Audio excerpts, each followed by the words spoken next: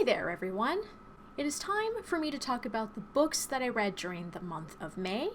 If this is your first video on this channel, welcome. I don't plan a lot of books to read in a month, certainly not as many as a lot of other booktubers out there.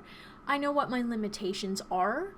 Typically, that is between 3 and 4 books. And if by chance I finish those planned books before the month is over, I might read another book or two, depending on how much time is left in the month and how big the book is. So for May, I am pleased to say that for the first time since I started this channel back in January, I have actually finished all the books I planned for the month. Plus, I read an extra book. An extra secret book that I'll talk to you about towards the end of the video. Though if you follow me on Goodreads, it's not so secret, you would already know. But alright, so let's get into them. Just like my other wrap-up videos and such, I'm only going to do basic summaries and talk about them a little bit, especially for the vampire-themed books, because those will get their own dedicated reviews. So I'll begin by talking about the manga that I read for this month. I read 2 different manga series, a volume from each of them. For Black Butler, I continued the series with volume 3. For those of you who don't know, Black Butler is a series that takes place in Victorian England and follows a young aristocratic noble, Seal Phantomhive, and his more than human butler, Sebastian Michaelis. Sebastian being the man on the cover here.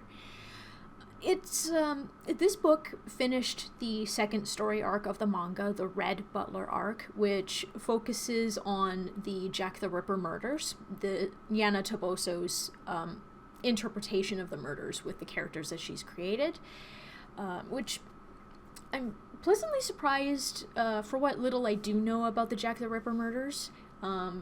It tries to stay as close to what is actually historically known as possible while still putting her own spin on it. And it was also interesting because there's a character involved that is close to Seal in a way.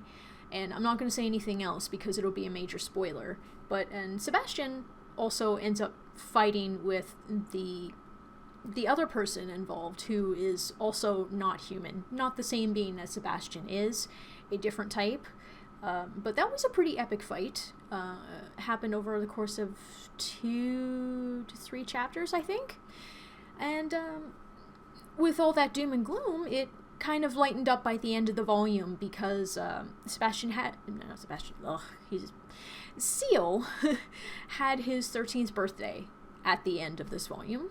Nice, happy way to end it, as well as a teaser for the next story arc. So this one, I didn't remember everything about that story because it's been a while since I read these, so it was really nice to read these again. The other manga volume that I read this month is the first volume of Sailor Moon.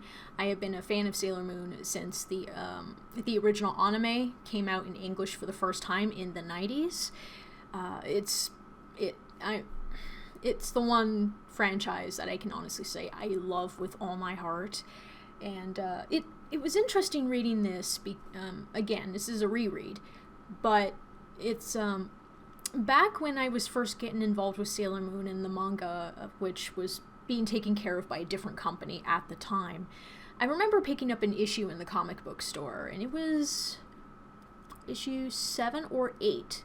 So I missed a lot of the stuff leading up to that. It was the issue in which Sailor Venus first appeared. Whereas this one takes place, most of the chapters before that one happen in this volume here. So you get to see, the birth of Sailor Moon, Mercury, Mars, Jupiter, Tuxedo Mask as well. And it's interesting to see the similarities of the story in here compared to how the 90s anime handled it, and that was pretty interesting. It's definitely a wonderful nostalgia trip to get back to Sailor Moon. It feels like it's going a little fast, but I think that's probably due to the fact that I'm used to how the anime did it, Whereas with the manga, it's like no nonsense, just bam, bam, bam. Whereas the anime, because they were doing it at the same time the manga was still going, they had to put a lot of filler in order to pass the time until they could continue. So it feels a bit quick, but not enough that it turned me off, which is nice. And it's... the style, at first, at least this early in the manga, is also a little bit different from the prequel Codename Sailor V. Up until the end of Codename Sailor V, it was very lighthearted, very casual, a little tongue-in-cheek, all that stuff. There's a little bit of that here too, but it seems like Takeuchi, she wanted to do something a bit more mature with this, which I remember it fades away as the manga goes on. But it was interesting that the approach she decided to take with the start of this book. And I continued my read of Anne Rice's Vampire Chronicles. I am reading the entire series in order from start to finish. And I read the 5th book in terms of continuity and publication, Memnoch the Devil. If you watched my review on The Tale of the Body Thief, which was book number 4, you know I didn't like that book much at all. And I'll save the details for its own dedicated review, but this one was worse. That's all I'm gonna say. This one was definitely worse in my mind. And I actually forced myself to power through this book before I read anything else, because I was afraid if I didn't, I would DNF it. And I've never had to say that about a book before, but oh boy. For context, just a little bit, it is the next chapter in Lestat's story in which he believes he is being followed by someone that he thinks is the devil, and the entire book is based around that. In contrast, compared to that book, whereas that book was possibly the worst book I have read ever so far,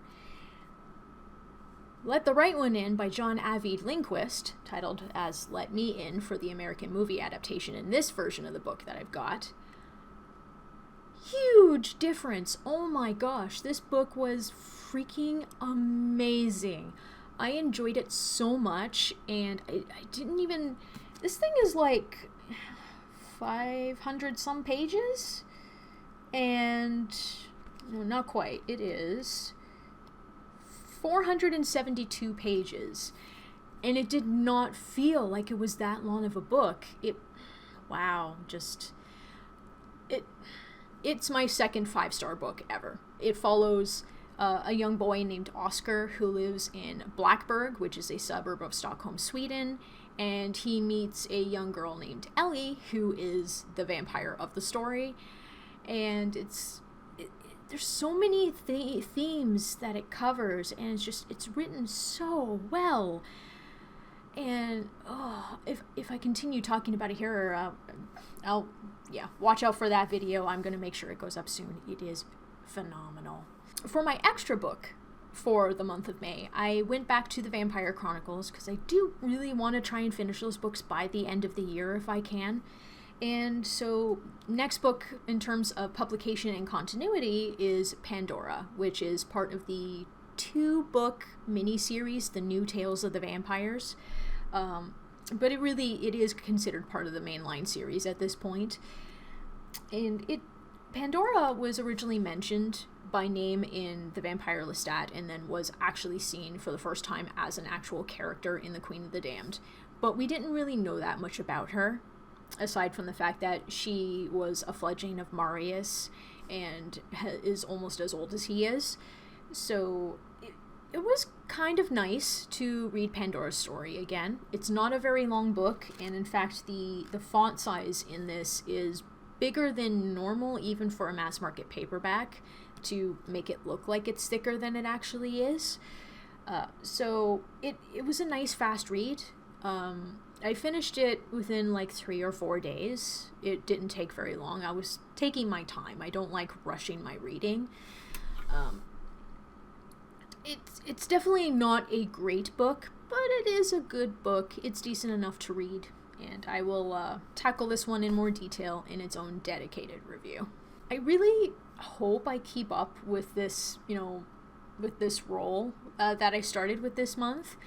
And I'm particularly impressed with how I handled it because, like, the past couple of months, I didn't actually start reading these books until like 6 or 7 days into the month because I still had a book left over from the previous month that I hadn't finished.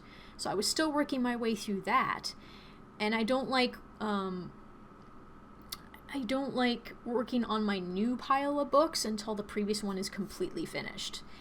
So that's with having a handicap of starting like several days into the month. So I this time I'm actually able to start on day 1, and hopefully that will mean I'll have much more success in June, which you'll be able to see my TBR video for June as the other video for this week. So with that, I would like to thank you all for watching. I post a new video every Tuesday and Friday.